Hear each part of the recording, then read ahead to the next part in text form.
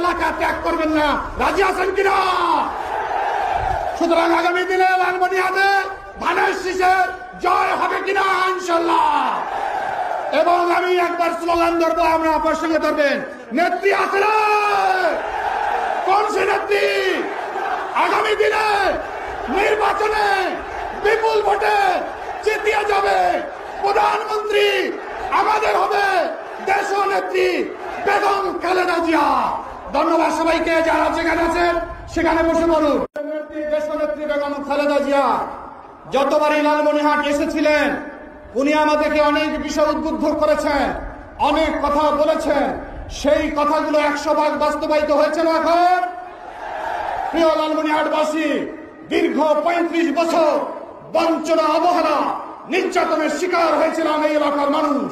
আমরা প্রতিকূল আবহাওয়াকে রাজনৈতিকভাবে মোকাবেলা করে 2001 সালে মাননীয় প্রধানমন্ত্রীর উৎসাহ উদ্দীপনা এই এলাকার মানুষ ধানের শীষে ভোট দিয়েছিলেন। সেই ভোটের মূল্যায়ন মাননীয় প্রধানমন্ত্রী আমাদেরকে করেছেন কিনা বলে। এবং ইতিমধ্যে প্রমাণিত হয়েছে লালমনিরহাটের যে যুগান্তকারী উন্নয়ন হয়েছে সেই উন্নয়নের জ্বলন্ত সাক্ষী আপনারা। এবং আমি বিশ্বাস করি এই এলাকার উন্নয়ন বেগম খালেদা জিয়ার ব্যক্তিগত হস্তক্ষেপে হয়েছে। আজকে গভীরভাবে আমার নেত্রীকে আমি কৃতজ্ঞতা ভরে স্মরণ করতে চাই। ব্রিটিশ আমলে নির্মিত হয়েছিল তিস্তা ব্রিজ।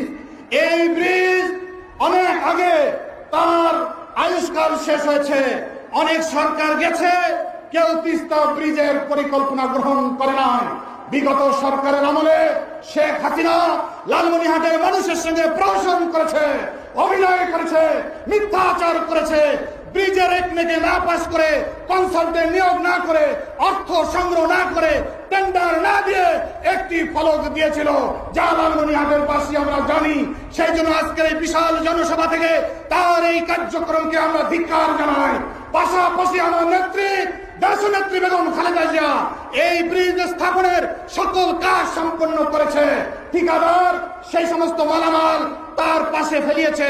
শীঘ্রই কাজ শুরু হবে। এই জন্য আমরা আমাদের নেত্রীকে জোরে সোরে একবার করতালি দিয়ে অভিনন্দন জানাবো।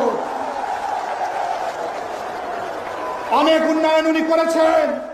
আমি সেই কথা বলে অনেক সময়ের প্রয়োজন হবে, কোন রাজনৈতিক বক্তব্য দিব না। আমি শুধু বলতে চাই, মাননীয় প্রধানমন্ত্রী বিরোধী দলে থাকতে আপনি অনেকবার আমাদের অনেক এলাকায় এসেছিলেন।